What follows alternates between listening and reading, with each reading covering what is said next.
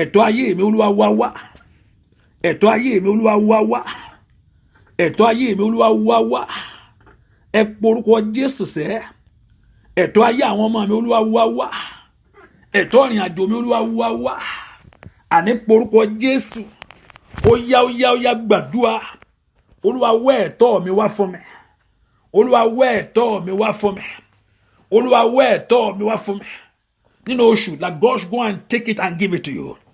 Ẹ̀tọ́ ayé mi sẹ́, rapeto lápàtàyàbá. Olúwa lọ gbẹ̀tọ́ mi wá, Olúwa lọ gbẹ̀tọ́ mi wá. Morúkọ Jésù sẹ́, ó yá gbàdúrà. Olúwa gbẹ̀tọ́ mi wá. Somebody, can you lift your voice and pray that Lord God to take it, that God should bring your blessing for you. Olúwa lọ wá ẹ̀tọ́ mi wá fún mi. Nínú oṣù iṣẹ́, mi fẹ́ gbé ayé bẹ́ẹ̀. Morúkọ Jésù, mi fẹ́ lògbà bẹ́ẹ̀. Mi fẹ́ kí ayé mi wà ńbẹ̀. Ohun tó tọ́ sí mi mo lé mi lọ́wọ́. Mo béèrè fún ọmọ ni, mo béèrè fún ọkọ ni, mo béèrè fún àṣeyọrí ni, mo béèrè fún ìbùkún ni, mo béèrè fún ìwé ìgbélú. Ó tọ́ sí mi Olódùmarè. Àní gbàdúrà, oore tọ́ sí mi, oore tọ́ sí mi, oore tọ́ sí mi. Lórúkọ Jésù, ó yá. Matole kapayaba. Ó yá. Lórúkọ Jésù, ó yá. Matototototola. Ó yá gbàdúrà. Ire ọmọ tọ́ sí mi. Porúkọ Jésù dáadáa. Ire ọkọ tọ́ sí mi. Ó yá porúkọ Jésù. Ire ìbùkún tọ́ sí mi. Ní orúkọ Jésù, ó tọ́ sí mi. Lift your voice and pray. Ó yá kọ́lọ́run kó mú lé ọlọ́wọ́ ní oṣù yìí. Ọlọ́run tí ire ń ṣàn lọ́wọ́ rẹ̀. Ọlọ́run tó ní ire lọ́wọ́. Ó yá gba ire mi fún mi. Ó yá gba ire mi fún mi. Ó yá gba ire mi fún mi. Ó yá gba ire mi fún mi. Ó yá gba ire mi fún mi. Ire tó san gbèsè fún lórí igi àgbélébùú fún ayé mi sẹ́. Ìwòsàn tó san gbèsè fún lórí igi àgbélébùú sẹ́. Òmìnira mi tó san gbèsè fún lórí igi àgbélébùú sẹ́. Ìtúsílẹ̀ mi tó san gbèsè fún lórí igi àgbélébùú sẹ́. Ó yá yọ̀ǹda fún mi sẹ́. Ó yá gbàdúrà mi tó wà. Ọmọ Ọlọ́run ò bá gbàdúrà, Jésù máa san gbèsè rẹ̀. Ó yá mú lé mi lọ́wọ́. Gbèsè tó san lórúkọ Jésù. Ó san gbèsè kú sí fún mi. Ó yá mú ìyè lé mi lọ́wọ́. Ó yá gbàdúrà. Ọlọ́run kó mú lé ọ lọ́wọ́. Ó yá. Rapeto tètè. Ó yá gbàdúrà lórúkọ Jésù Kristi. Olúwa wá gbẹ̀tọ́ mi fún mi. Olúwa gbẹ̀tọ́ mi fún mi.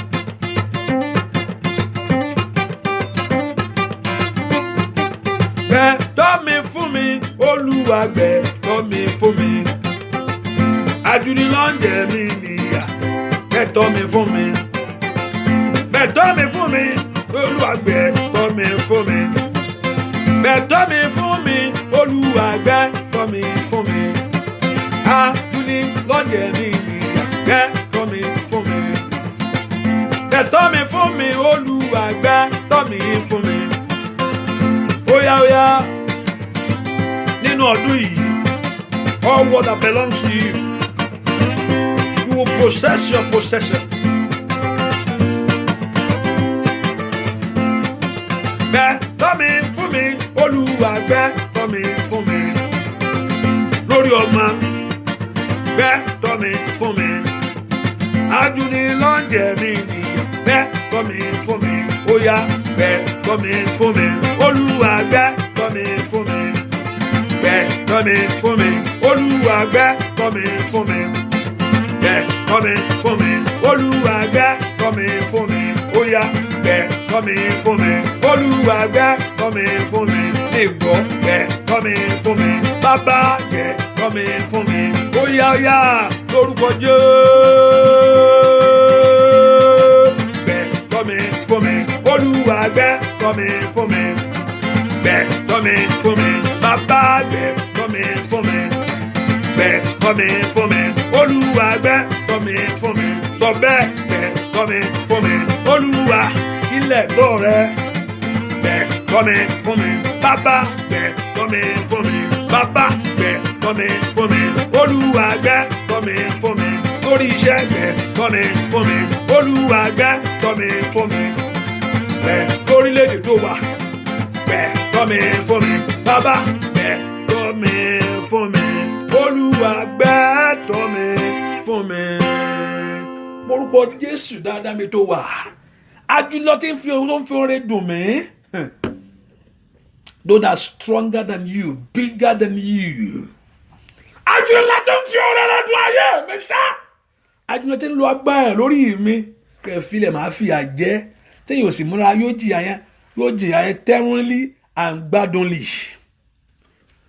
Wo ajúnilò èèyàn tó bá sọ pé òun ó fìyà jẹyàn tó ń wò tó dákẹ́ kò sí nǹkan tí wọ́n á ń ṣe wọ́n lè ṣe mẹ́wàá tó bá sátọ Jésù ayé ń ṣe mẹ́wàá o wọ́n sì mọ̀yàn náà ayé ń ṣe mẹ́wàá wọ́n sì mọ̀yàn náà bẹ́ẹ̀ ni Ọlọ́run kan tó pé ó gbà mí gangan ojú olúwa náà ti rí nǹkan àpòun ó gbà ìṣẹ́kù ojú orí òní rí nǹkan náà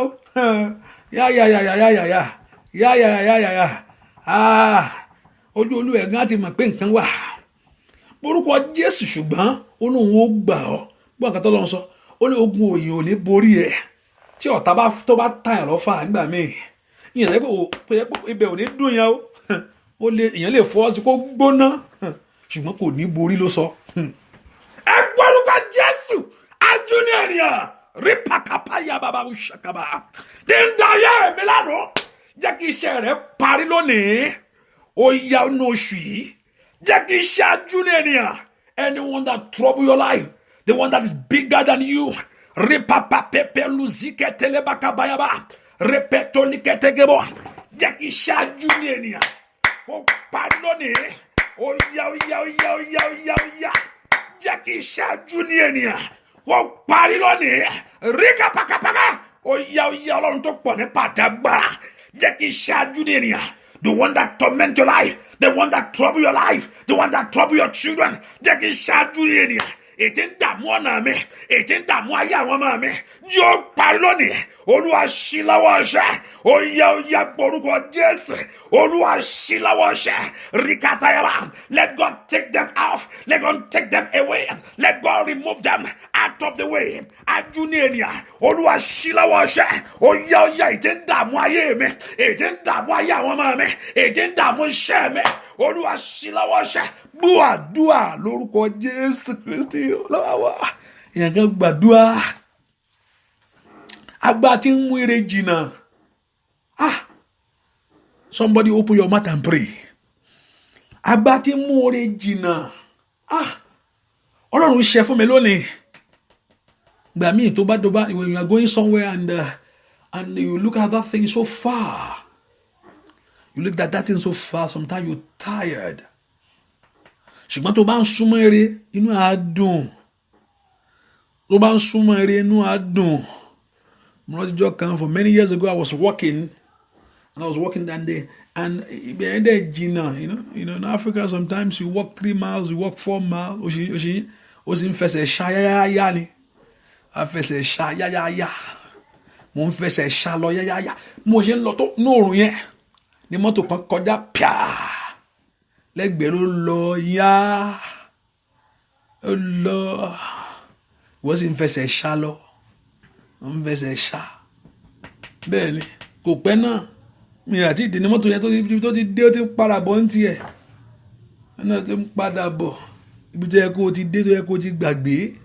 ó sì ń fẹsẹ̀ ṣá ibẹ̀ jìnnà ó ń wo bẹ̀ lọ́ọ̀kan ni ó ń wo bẹ̀ tó bá tiẹ̀ pé kó tó ọrí tó bá pẹ́ pé kó tó wá jẹ́ kó súnmọ́ eré yẹn and now you are coming closer to the blessing that want you to allow you to come closer to that blessing and wọ́n á tó wá ó kù díẹ̀ kó tó dé wọ́n á tún gbà síwájú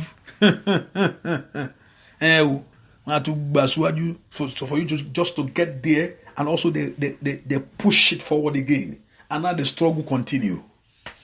Sometimes you are close to your blessing. Closing to your blessing, that's what I'm talking about. Gbogbo agbára tó mú ire jìnnà. Now you're closing to your blessing, an enemy is pushing it back. I'm getting close. Don't worry. Tomorrow they say that thing is going to be good. Wari kini yẹn ṣe o, ọ̀la wọn máa fún ẹ kini yẹn. Má worry, that will just a few months, and now again, another story. Gbogbo agbára tí mú ire jìnnà. Gbogbo agbára tí mú ire jìnnà. Gbogbo agbára tí mú ire jìnnà. Ìwọ agbára náà. oṣù àkọ́kọ́. This is the first day in the May. In the month of May. Lórúkọ Jésù, gbogbo agbára tí ń mú ire jìnnà sí mi, gbogbo agbára tí ń sún orí ayé mi síwájú tí ò fẹ́ kí ọwọ́ mi tó, gbogbo agbára kágbára, gbogbo ipákípá, gbogbo májẹ̀mú kí májẹ̀mú, gbogbo ètekéte àbá òkùnkùn ìmọ̀kímọ̀, ayákàtáyà, gbogbo iṣẹ́ òkùnkùn, gbogbo iṣẹ́ ọ̀tá lórí ayé mi, gbogbo májẹ̀mú tó lòdì, èyí tí ń sórí ayé mi síwájú tí ò fẹ́ kí ọwọ́ mi tó, èyí tó lé títí lápẹ́ tó tìkẹ̀tẹ̀ rẹ̀kàtàkàpàkàpà, agbára kò bàjẹ́, ó yá orúkọ Jésù, ó dẹ̀ kó lu àlùyọ, ó dẹ̀ kó iye tó yẹ kó ti ní 5 years ago tó ṣì ń wá káàkiri lónìí, ó yá gbàdúrà, that the things that you're supposed to possess 5 years ago and now you are still looking for it. Mato petolia katayaba. Omi tó yẹ kó ti dé, kó ti gbàgbé, kó ti débẹ̀, ó sì rìn lọ ní ọ̀pọ̀lọpọ̀ òtẹ̀ tí ì rí ọ̀nà, ó yá agbára kó bàjẹ́, ẹ̀yin ogun ọ̀run ẹgbẹ̀tọ́ mi fún mi, ó yá gbàdúrà, ó bá lanu kó gbàdúrà lórúkọ Jésù Kristi Olúwa wa. Ọ̀pọ̀lọpọ̀ bẹ́ẹ̀ ké bí ọ̀tá ṣe ń ṣe, ká ní pé ọ̀tá bó ṣe ń ṣe níwọ yìí ṣe ń ṣe, wọn ní rí ẹ mú. Bẹ́ẹ̀ ni ká ní pé ọ̀tá, ká ní bí ọ̀tá ṣe ń ṣe ni a máa ń ṣe ńgbà míì, bàbá náà máa ń ṣe, ọ̀tá ò ní rí wa mú. Because ọ̀tá ò jókòó jẹ́, nǹkan tó pọ̀lọpọ̀ ò mọ̀ nìyẹn, wọ́n take it easy fún ẹ. The enemy is not taking it easy for you. If this way you are doing, also what the enemy is doing, that's why if those of you don't understand what I'm talking about, they will not get to you.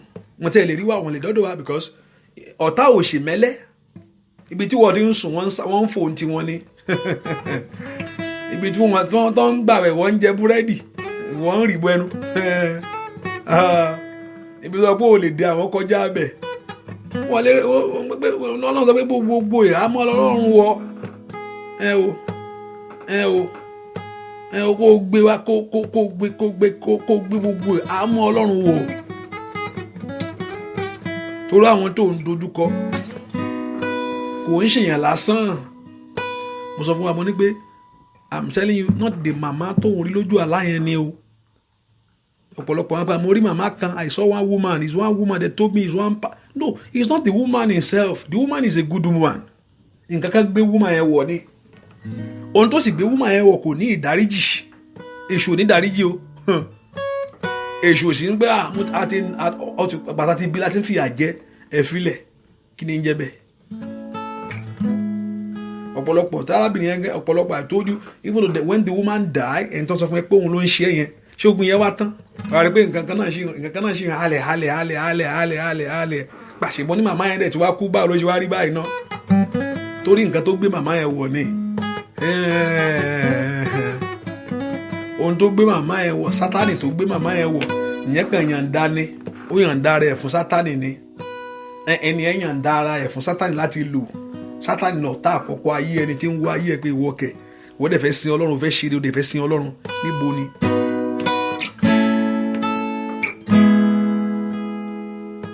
Orúkọ Jésù, ogun tó dúró ti ayé mi ṣe wọlé lọ. Every battle, ogun tó dúró ti ọ̀nà mi, ogun kan máa ń dúró ti ayé ẹni o, tí èèyàn gbàdúrà sí. Ogun tó dúró ti ayé mi ṣe, wọ́n dúró ti Pọ́ọ̀lù, wọ́n ní àwọn bá wọ̀rí, àwọn ò ní jẹ, ogun tó ń dúró ti ayé ẹni ni. Ẹ pọ orúkọ Jésù, every battle that said no, that you are not going anywhere. Ogun tó dúró ti ayé mi ṣe, ogun tó dúró ti ọ̀nà mi, Olúwa ṣẹ́gun rẹ̀ fún mi lónìí. O bá sá lọ sí Kútúwéńjì, o bá rìnrìn àjò lọ sórílẹ̀-èdè mi, ogun tó dúró ti ayé ni òun fa ayé nílẹ̀, Ọlọ́run nígbà yẹn lọ́wọ́ ogun náà. Ogun tó dúró tì mí, every battle that said no, they are standing with you.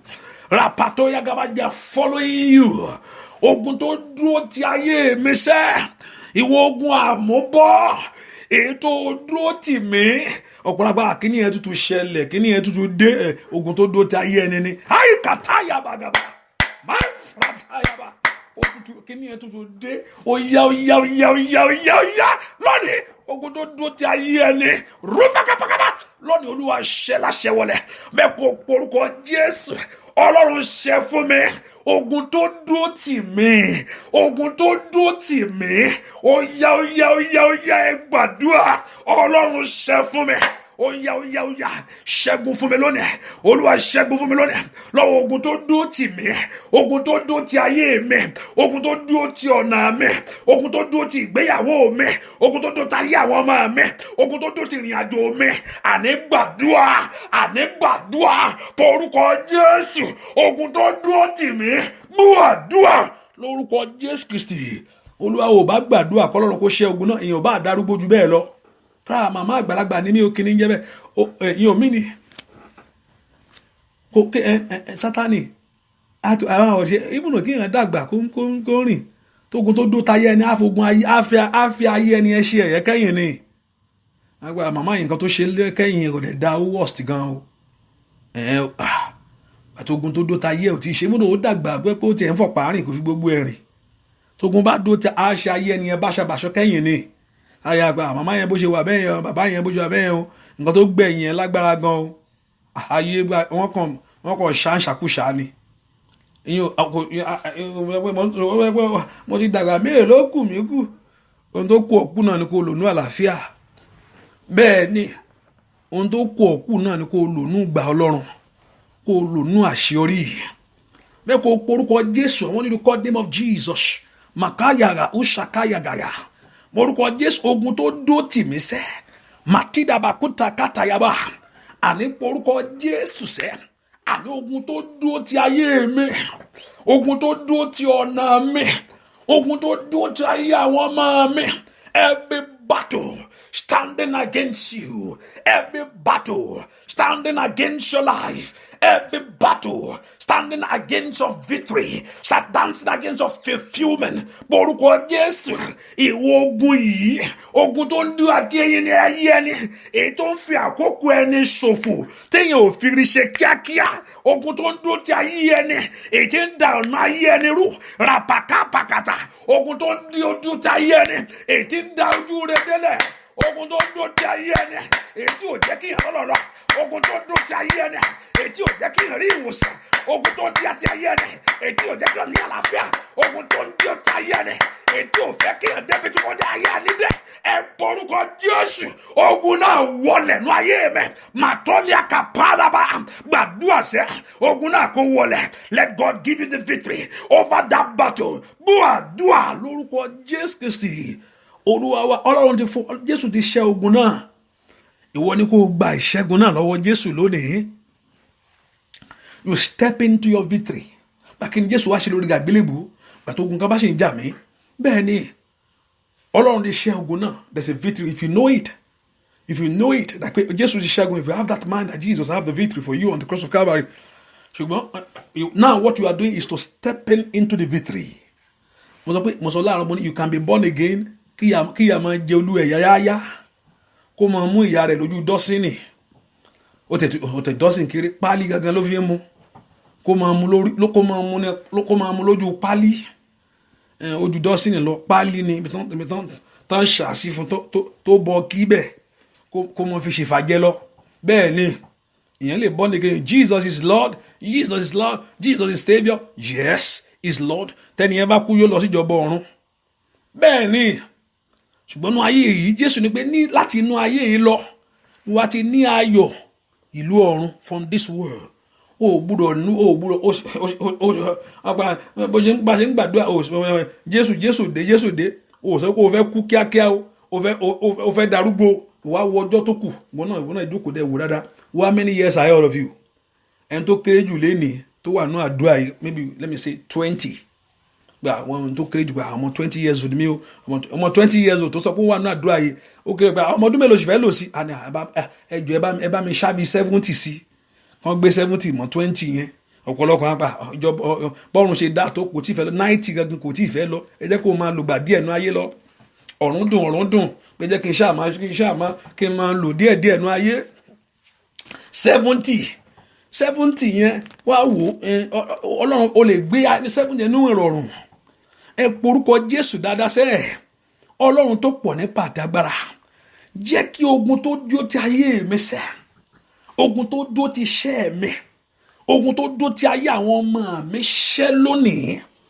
Olúwa jẹ́ kí ogun náà kó wọlẹ̀. Ogun tó ń dúró ti ayé ẹni, ogun tó máa ń dúró ti ayé èèyàn, kò síbi tí o bá travel, o bá kó lé bàbá ẹ, o bá kó lé ọkọ, o bá sọ pé ẹyẹ mi ìfẹ́ bá yín sọ̀rọ̀ mọ́, mi gbé fóònù yín mọ́, ẹ má worry, I don't want to talk to you. O bá ṣe gbogbo yẹn, ogun tó dúró ti yẹn kò mọ̀ yẹn o. Ẹ porúkọ Ọlọ́run ní iṣẹ́ ogun náà. Ẹ porúkọ Jésù. Ogun tó dúró ti ayé mi tí ò fẹ́ kí n láṣeyọrí, ogun tó dúró tì mí tó fẹ́ kí n rọ́mọ bí, pẹ́pẹ́ ọmọ ló ń gbàdúrà fún tó ti ń wá látijọ́ yìí.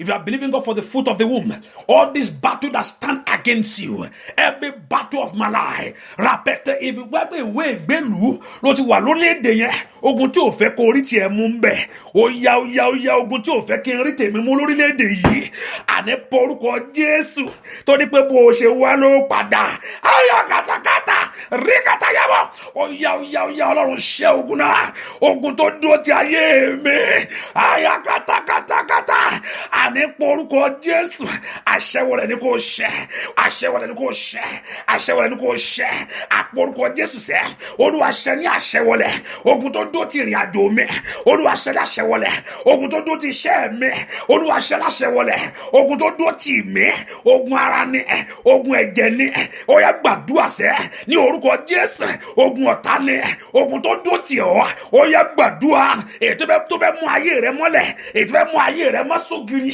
ó yá gbàdúrà sẹ́, ó yá gbàdúrà, Olúwa ṣẹ, gbàdúrà lórúkọ Jésù Kristi Olúwa wa.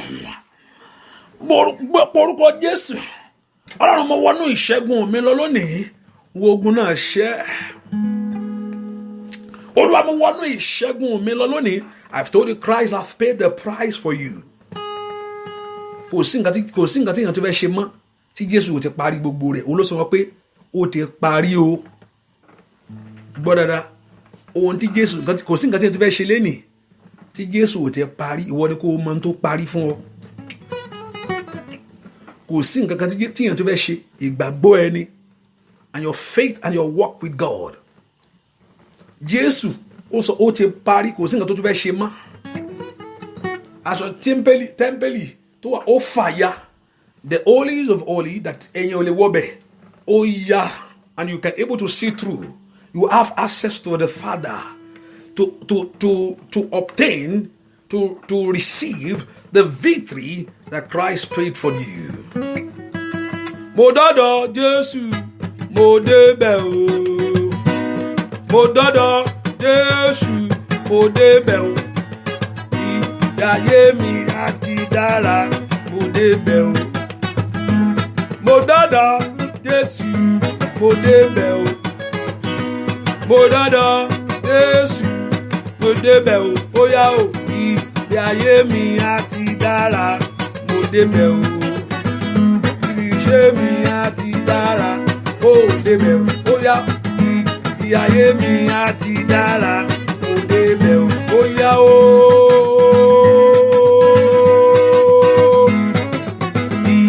Orí mi á ti dára, mo débẹ̀ o. Ìbílẹ̀ mi á ti dára, mo débẹ̀ o. Ó yá o, ìbílẹ̀ mi á ti dára, ó yá lórúkọ Jésù. Kí ni mo gbọ́? Ìròyìn ayọ̀ ni mo gbọ́ létí mi. Tèmi á dára, tèmi kò ní ṣòro ṣe. Mo gbọ́ o, ìròyìn ayọ̀. Kí ló gbọ́ sẹ́? Ìròyìn ayọ̀ ni mo gbọ́ létí mi. Tèmi á dára, tèmi kò ní ṣòro ṣe. Mo gbọ́ o, ìròyìn ayọ̀. Ó di dandan kó o gbọ́ lórí ọmọ, ó dẹ̀ kó o gbọ́ lórí ọkọ, ó dẹ̀ kó o gbọ́ lórílẹ̀‐èdè yìí. Doctor report, ó dẹ̀ kó o gbọ́. Mo ní doctor report sẹ́, ó dẹ̀ kó o gbọ́. Mo ní doctor report sẹ́, ó dẹ̀ kó o gbọ́. Ìròyìn ayọ̀ ìròyìn ayọ̀. Oh, ìròyìn ayọ̀. Ìròyìn ayọ̀. Oh, lẹ́nu iṣẹ́, lórílẹ̀-èdè, ní gbogbo ọ̀nà. Oh, ó yá ìròyìn ayọ̀ ni mo gbọ́ létí mi. Tèmi á dára, tèmi kò ní ìṣòro ṣe. Mo gbọ́ ìròyìn ayọ̀. Ó yá o, mo gbọ́ ìròyìn ayọ̀ lórí ọmọ sẹ́. Mo gbọ́ sọ bẹ́ẹ̀ ìròyìn ayọ̀ lórí ọkọ.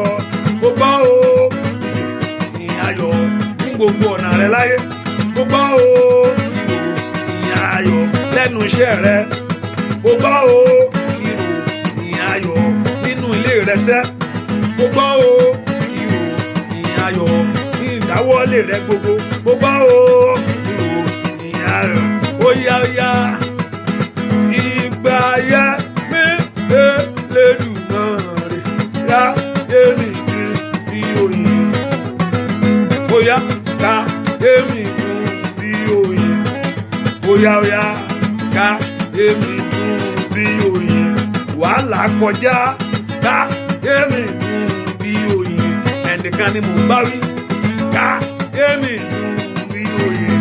Ó ti sú ẹ ká èmi bí oyin. Má jò rẹ̀ ọ̀sẹ̀ ká èmi bí oyin. Ọlọ́run fi gbà yẹ ọ́ ká èmi bí oyin. Lórí iṣẹ́ rẹ ká èmi bí oyin. Gbogbo ẹrù rẹ kó wọlé ká èmi bí oyin. Ìgbà yẹ mí ká èmi bí oyin. Nínú ilé mi ká èmi bí oyin. Ní gbogbo ọ̀nà ká èmi bí oyin. Àkókò ìyanu rẹ dé ká èmi bí oyin. Olúwa yóò ṣe é ká èmi bí oyin. Ọ̀nà rẹ yóò dára ká èmi bí oyin. Ó dìnnà kan kí ọ kú oríire ká èmi bí oyin. Lórí ilé rẹ ká èmi bí oyin. Ó yá. Ai! Masida gaba kata yaya. Repetoli gede ká èmi bí oyin. Ó yá ká èmi bí oyin. Wọ́n torúkọ rẹ bá bẹ̀rẹ̀ láti bí yẹn. Hallelujah. Mo ọ̀pẹ pọ̀ ní ọ̀gá ló ń sọ. Ìwọ torúkọ ẹgbẹ́ yẹn torúkọ ẹ bẹ̀rẹ̀ láti bí. Wọ́n kọ wò ó. Mi ní dárúkọ ṣùgbọ́n torúkọ ẹ bá bẹ̀rẹ̀ láti bí. Ọwọ́ orí Ọlọ́run kàn ọ́. Wàá sì rí ògo Ọlọ́run. Hallelujah. Ọwọ́ orí Ọlọ́run kàn ọ́. Wàá sì rí ògo Olúwa. Wàá sì mọ̀ pé Ọlọ́run yóò ṣe ọ́ lóore o. Àánú Ọlọ́run yóò sì dájú fún ọ. Hallelujah. Mi ń dárúkọ. Mo mọ orúkọ tí mo gbọ́. Àṣùkò mi ní sọ. Hallelujah. Ọwọ́ Ọlọ́run kàn ọ́. Ó sì mọ̀ pé Ọlọ́run ń ṣe ọ́ lóore. Bẹ́ẹ̀ ni ó sì rí. Láì lórúkọ Jésù Kristi. Olúwa wa, mo ní pé inú àdúrà ọjọ́ mẹ́ta yìí, mo fẹ́ ká gbàdúrà Jábésì. Jábésì sọ fún Ọlọ́run, ó ní pé ò bá bùkún mi ní tòótọ́. Mo fẹ́ kó porúkọ Jésù. Olúwa bùkún ayé mi. Jẹ́ kí ìbùkún rẹ kó wọnú ayé mi lọ. Father, bless me indeed. Inú oṣù ọ̀tún tí mo wọ̀ yìí, ọjọ́ kan láyé ẹni ń gbáre, ọjọ́ kan láyé ẹni sì lọ́dá wọn yẹn. Ọjọ́ kan ní ayé ẹni ń gbáre, ọjọ́ kan ní ayé ẹni náà sì ló ń gbé sọ́dá sáìdì yẹn. Ọjọ́ pé ó ti wọnú oṣù tún lọ. Ọlọ́run bùkún ọ̀nà mi, ayé mi jó ní ìbùkún. Orúkọ Jésù, iṣẹ́ mi jó ní ìbùkún, ọ̀nà mi jó ní ìbùkún, ayé ọmọ mi jó ní ìbùkún, ìrìn àjò mi jó ní ìbùkún. Mẹ́pọ̀ orúkọ Jésù, ayé mi jó ní ìbùkún, iṣẹ́ mi ò ní ṣẹ́ fóníṣẹ́ ò ní bá wọn wà ń bẹ̀ ṣá. Àyà kàtàkàtàkàtà orúkọ Jésù dára, ayé mi jó ní ìbùkún, ìrìn àjò mi jó ní ìbùkún. Orúkọ Jésù. Jábésì sọ fún Ọlọ́run, Yukatayaba, Lord God of heaven, bless me indeed. borúkọ Jésù ìrìnàjò tí mo rìn sólédè yìí yóò ní ìbùkún. Ọ̀nà tí mo gbà yóò ní ìbùkún. Ibi tí mo wà yóò ní ìbùkún. Àní porúkọ Jésù dáadáa. Ó yá. Mo ní kí ayé rẹ kó ní ìbùkún. Káyé ọmọ rẹ kó ní. Iṣẹ́ rẹ kó ní. Ìrìnàjò mi kó ní. Ó yá gbàdúrà. Ayé mi ní ìbùkún. Gba ìbùkún Ọlọ́run. Ó yá gba ìbùkún Ọlọ́run. Àṣeyọrí wọnú ọ̀rọ̀ mi lọ. Àṣeyọrí wọnú ọ̀rọ̀ mi lọ. Let the blessing of God enter into your life. Àṣeyọrí wọnú ayé mi lọ. Let the blessing of God enter into my life. Àṣeyọrí wọnú ayé mi lọ. Ó yá. Ò ní ṣiṣẹ́ fóníṣẹ́. Ò ní ṣe. Ayé ò ní dànù mọ́. Mo gbàdúrà fẹ́nìkan. Bó ṣe ń ṣe. Ayé ò ní dànù mọ́. Ó pàtàkàtà látòrí lọ. Ìrì ayé rẹ wúwo fún ọ̀tá láti gbé. Ayakatayaba, repeketegebo. Mo látòrí lọ. Ìrì ayé rẹ wúwo fún ọ̀tá láti gbé. Ní orúkọ Jésù, odi kò ṣeé gbé, kò ṣeé fọwọ́ kàn, kò ṣeé pa, kò ṣeé wò lójú. Mo ní odi kò ṣeé gbé, kò ṣeé fọwọ́ kàn, kò ṣeé wò lójú. Ìrì Ọlọ́run dé bọ̀, ògo dé bọ̀ ayé rẹ. Ẹwà bú jáde. Ayé rẹ kó gba ìbùkún. Ọ̀nà rẹ kó gba ìbùkún. Ìrìnàjò rẹ kó gba ìbùkún. Ayé ọmọ rẹ kó gba ìbùkún. I say receive the blessing of God. Receive the blessing of God. Receive the blessing of God. May Jehovah God bless your life indeed. Bless your work indeed. Bless your family indeed. Go from glory to glory. Go from glory to glory. That shall be your portion. So shall it be. Mo lo àṣẹ Ọlọ́run jáde lónìí. Olóhun tí ń bá sọ ní ìwọ Ọlọ́run yóò fìdí ọ̀rọ̀ ẹ̀ múlẹ̀. Olóhun tí ń bá sọ ìwọ Ọlọ́run, ó ní wàá fi ìdí ọ̀rọ̀ rẹ̀ múlẹ̀. Ọlọ́run, mo sọ̀rọ̀ àṣẹ jáde nínú ayé àwọn èèyàn yìí. Lórúkọ Jésù, ìyanu kó ṣẹlẹ̀. Mo gbàdúrà fẹ́ni ohun tó sọnù ayé ẹ, k'Ọlọ́run kó wárí fún ọ. Ẹnìkan mo gbàdúrà, ohun tó sọnù, ohun tí mo gbọ́ nìyẹn, ohun tó sọnù nínú ayé ẹ, k'Ọlọ́run kó wárí fún ẹ. Ṣàmì dáadáa. Ohun tó sọnù nínú ayé ẹ, ohun tó sọnù yẹn, ẹ̀mí mọ́ kó wárí. Àwárí ni k'Ọlọ́run kó wárí fún ọ. Mo ní kó rí gbà. Ohun tó sọnù nínú ayé ẹ, that thing that is lost in your life, kí ẹ̀mí mọ́ kó wárí fún ọ. Bẹ́ẹ̀ ni ó sì rí. Láì lórúkọ Jésù Kristi Olúwa wa. Àmín. Ní ìṣẹ́jú kan, béèrè ohun tó fẹ́ lọ́wọ́ Ọlọ́run. Kí ló fẹ́ k'Ọlọ́run kó ṣe fún ẹ? Sọ fún Ọlọ́run, ire tí mò ń fẹ́ láyé mi rèé. Ohun tí mò ń gbàdúrà rèé. Olúwa ṣe fún mi. Fún mi ní ọ̀nà àbáyọ tó lógo. Sọ fún Ọlọ́run, fún mi ní ọ̀nà àbáyọ tó lógo. Olúwa fún mi ní ọ̀nà àbáyọ tó ní ògo. Olúwa fún mi ní ọ̀nà àbáyọ tó ní ògo. Ọ̀nà àbáyọ tó ní ògo. Ọlọ́run kó yọ̀ǹda ẹ̀ fún ọ. Mo ní kó rí ọ̀nà náà. Bẹ́ẹ̀ ni ó sì rí. Láì lórúkọ Jésù Kristi Olúwa wa. Àmín. Lórúkọ ẹ̀rẹ́ pé àdúrà yẹn tẹ̀síwájú ní ọ̀la. And we still have one more tonight, the English section, and also tomorrow morning, which is tomorrow is Wednesday, and because of the special prayer, let me see. Okay, tomorrow is Wednesday, so let's see if I wake up in the morning. For those in London, hallelujah.